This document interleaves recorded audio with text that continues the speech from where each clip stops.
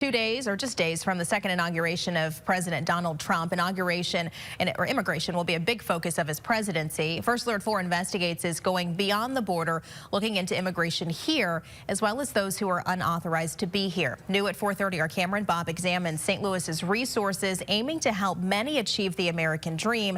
And right now, it seems some of those resources may be at risk. It's a waiting of many years. Karina Carbajal has found a home in Chesterfield, living with her twins and her mother. When I come here, as an immigrant, you need to start again. So she did. A civil engineering graduate from her home country, she now studies at Southern Illinois University, Edwardsville. Doing my master's degree. Karina moved to St. Louis in 2016 from Peru on a family visa. She came for two things: to be near loved ones and to build her career. This is home for us. She now embraces life in St. Louis, but the path to citizenship wasn't easy. It's a long process to get the citizenship, and sometimes you don't know, you don't have any news about what's happening because it's just the waiting period that you need to follow that. After years of holding her visa and then a green card, plus the thousands of dollars in legal fees for representation, Karina achieved what many immigrants dream of: naturalizing and becoming a U.S. citizen. That was a great experience. It was 2022. My kids and me were so happy about that. Her experiences led her to the MICA Project, a nonprofit offering legal aid to immigrants in need in the bi-state. Now a board member, Karina helps others navigate the same system she overcame. When you have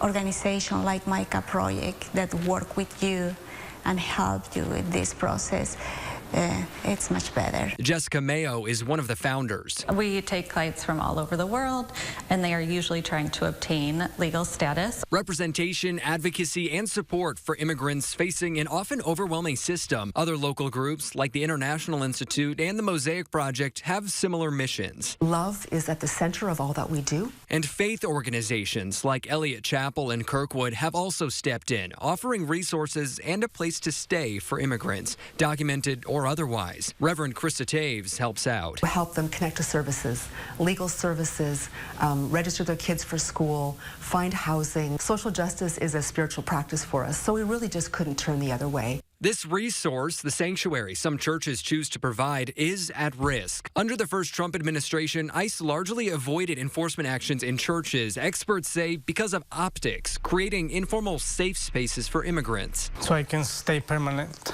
and stay with my family and see growing up. Honduran immigrant Alex Garcia spent 3.5 years living in a Maplewood church to avoid deportation, a story First Alert 4 covered extensively. In 2021, Garcia felt safe enough to leave following Trump's first term. That same year, the Department of Homeland Security restricted ICE from making arrests at these safe spaces. There's the politics and there's the people. There's the real people. Elliott Chapel, though not the church where Garcia lived, supported him financially during his time there. Now, media reporting shows the Trump administration plans to scrap that policy that restricts ICE from taking action. It is really, I think, a dangerous thing for our society and a scary thing for people to have that safe space potentially be breached. As for the work MICA Project does, they're preparing for tightening restrictions as well. We are planning to do less direct representation of some of the pathways that we expect will be severely restricted or limited, and do more consultations so that people can know what they're eligible for and what pathways they might have, and have information about how to keep their families safe. For Karina, organizations like MICA and partnerships with faith communities are crucial lifelines for immigrants. But she worries many people won't know those resources exist before the help they provide gets restricted. We always see the future like in the optimistic side.